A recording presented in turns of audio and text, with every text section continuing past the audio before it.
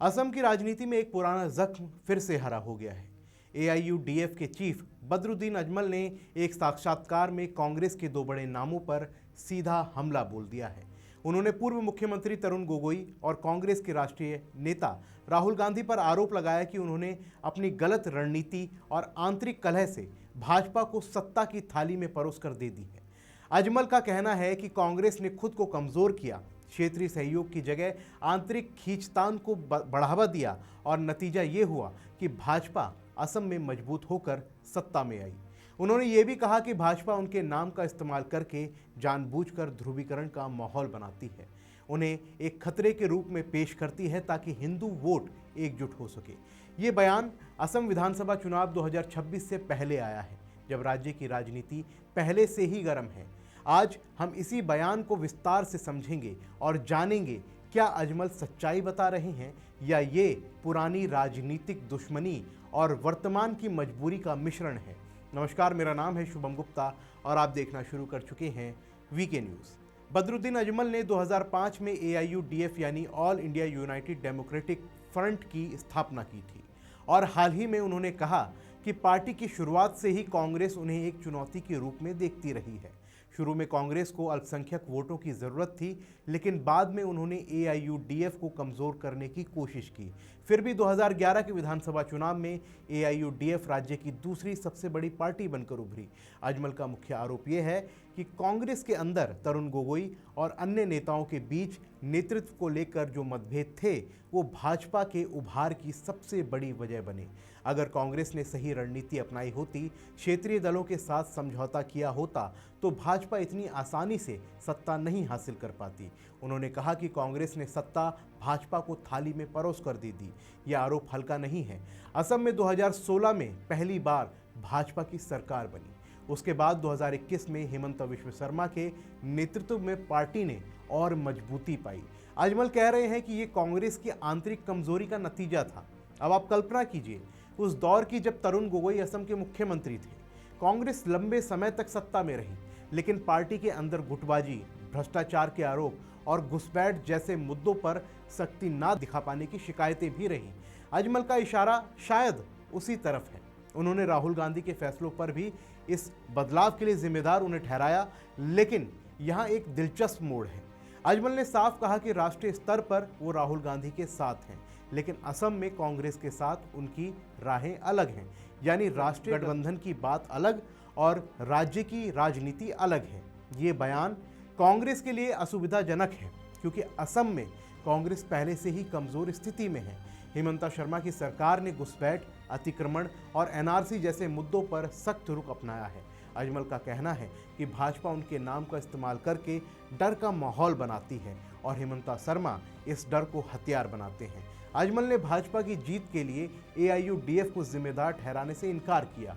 उन्होंने कहा कि 2011 में कांग्रेस ने भी सीटें बढ़ाई थी, जिससे साबित होता है कि दोनों दलों का वोट बैंक अलग अलग था। अब सवाल उठता है कि क्या अजमल का ये बयान पूरी सच्चाई है या ये अपनी पार्टी की प्रासंगिकता बचाने और कांग्रेस को घेरने की कोशिश है। असम की राजनीति में अल्पसंख्यक वोट हमेशा अहम रहे हैं। एआईयूडीएफ मुख्य रूप से मुस्लिम वोट बैंक पर आधारित मानी जाती है। भाजपा ने हिंदू एकीकरण और असमिया पहचान के मुद्दे पर अपना आधार बनाया। कांग्रेस बीच में फंसकर कमजोर हुई। तरुण गोगोई के समय में कांग्रेस और एआईयूडीएफ के बीच कभी गठबंधन की चर्चा भी हुई, कभी तनाव भी रहा।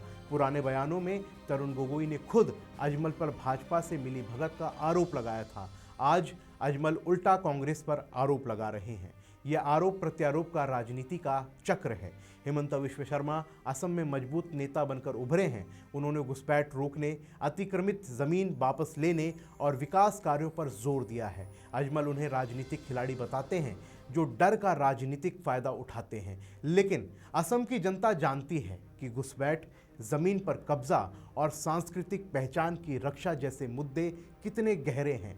अजमल ने अपनी पार्टी की प्रासंगिकता पर भरोसा जताया और कहा कि एआईयूडीएफ आज भी असम की राजनीति में मजबूत है, जबकि कांग्रेस कमजोर होती जा रही है। यहां तक कहा कि कांग्रेस अब भाजपा के प्रभाव में काम कर रही है।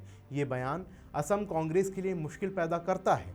एक तरफ राष्ट्रीय स्तर पर इंडिया गठबंधन, दूसरी तरफ राज्य में एआईयूडीएफ से दूरी। अजमल का कहना है कि असम में नए विकल्प की जरूरत है और देखिए, असम में भाजपा मजबूत स्थिति में है। कांग्रेस खुद को पुनर्जीवित करने की कोशिश कर रही है। AIUDF वोट बैंक को एकजुट रखना चाहती है। ऐसे में अजमल का ये हमला कांग्रेस को और कमजोर करने वाला साबित हो सकता है। लेकिन सवाल ये भी है, क्या कांग्रेस ने वाकई सत्ता थाली में परोस कर दी, या असम में बदलते सामाजिक राजनीतिक समीकरणों जैसे घुसपैठ, असमिया बनाम बांग्लादेशी, हिंदू एकीकरण ने भाजपा को मजबूती दी? अजमल का बयान आंशिक सच्चाई दिखाता है, लेकिन पूरी तस्वीर नहीं। कांग्रेस की आंतरिक कमजोरी तो रही, लेकिन भाजपा ने भी अपना संगठन बनाया, मुद्दे उठाए और जनता का विश्वास जीता। असम की जनता अब इन पुराने आरोपों से आगे देख रही है। वो विकास, सुरक्षा, रोजगार और पहचान की रक्षा चाहते हैं। हिमंता सरकार ने 1.65 लाख नौकरियां देने, जमीन साफ करने जैसे काम किए हैं। कांग्रेस और AIUDF को इन मुद्दों पर जवाब देना होगा। बदरुद्दीन अजमल का ये बयान असम की राजनीति को फिर से गरमा गया है और ये दिखाता है कि पुरानी दुश्मनियां भुलाई नहीं गई हैं। कांग्रेस पर आरोप है कि उसने भाजपा को मजबूत किया। भाजपा पर आरोप है कि वो ध्रुवीकरण करती है और AIUDF खुद को पीड़ित और विकल्प दोनों बताती है। असम चुनाव 2026 में कौन किसके साथ खड़ा होगा? क्या कांग्रेस AIUDF के करीब आएगी या सब अकेले लड़ेंगे? क्या जनता पुराने बयानों से प्रभावित होगी या नए मुद्दों से? और आप क्या सोचते हैं, क्या बदरुद्दीन अजमल का आरोप सही है कि कांग्रेस ने भाजपा को सत्ता थाली में परोस कर दी, या ये सिर्फ राजनीतिक बयानबाजी है? असम की बदलती राजनीति में कांग्रेस की क्या भूमिका होनी चाहिए? अपनी राय हमें कमेंट बॉक्स में ज़रूर दें। फिलहाल के लिए इस रिपोर्ट में बस इतना ही। मिलते हैं अगली वीडियो में, तब तक के लिए जय हिंद। VK न्यूज, राष्ट्र के नाम।